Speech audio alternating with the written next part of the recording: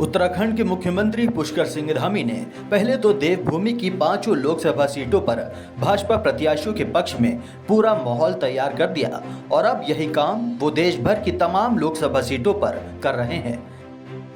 जी हां, भारतीय जनता पार्टी के स्टार प्रचारक के तौर पर मुख्यमंत्री पुष्कर सिंह धामी देश के अलग अलग हिस्सों में भाजपा के पक्ष में माहौल बनाने का काम कर रहे हैं। इसी कड़ी में आज वो पहुंचे हुए थे झारखंड की राजधानी रांची में। यहां उन्होंने इस संसदीय सीट से लोकसभा प्रत्याशी संजय सेठ के समर्थन में आयोजित जनसभा को संबोधित किया। इसके बाद मुख्यमंत्री धामी रांची में प्रत्याशी के पक्ष में आयोजित भव्य रोड शो में भी शामिल हुए, जहां जनता की भारी भीड़ ने मोदी धामी जिंदाबाद के जमकर नारे लगाए।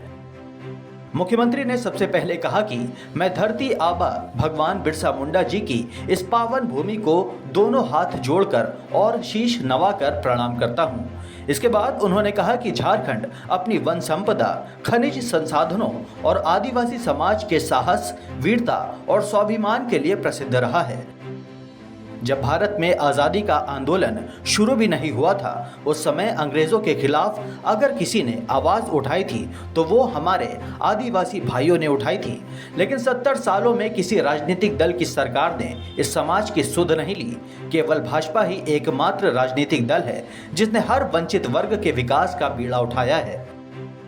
मुख्यमंत्री ने कहा कि झारखंड और उत्तराखंड दोनों राज्यों में काफ़ी समानताएं हैं। न केवल इनका गठन एक साथ हुआ है, बल्कि दोनों राज्यों की परिस्थितियां भी एक समान ही रही हैं।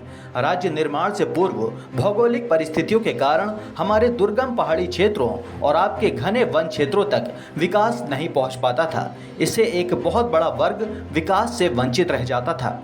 इस परेशानी को समझते हुए हमारे राज्यों का गठन करने और हमें न्याय दिलाने का काम श्रद्धेय अटल बिहारी जी के नेतृत्व वाली भाजपा सरकार में ही संभव हो सका था।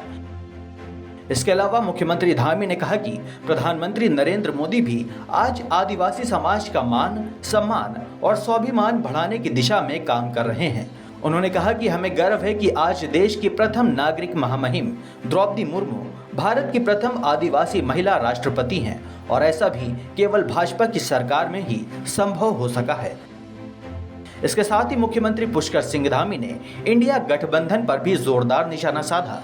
उन्होंने कहा कि ये घोटालेबाजों का घमंडिया गैंग है।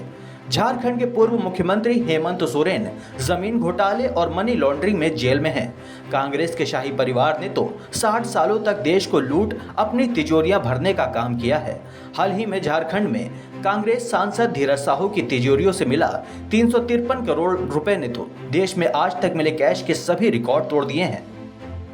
वहीं आरजेडी का लालू परिवार भी घोटाले में कई रिकॉर्ड तोड़ रहा है। चाहे चारा घोटाला हो, जमीन के बदले नौकरी घोटाला हो या जमीन घोटाला हो या बेनामी संपत्ति का मामला हो, पूरा परिवार ही घोटालों में लिप्त है। इसके साथ ही उन्होंने कहा कि कांग्रेसी गैंग भ्रम और झूठ फैलाकर देश में तुष्टीकरण का जहर घोल सत्ता हथियाना चाहती है। ये आपका अधिकार छीनकर अपने चहेते समुदाय में बांटना चाहते हैं। इनके घोषणा पत्र में जिन्ना की मुस्लिम लीग की छाप नजर आती है। दस्तक टाइम्स के लिए हितेश त्यागी की रिपोर्ट।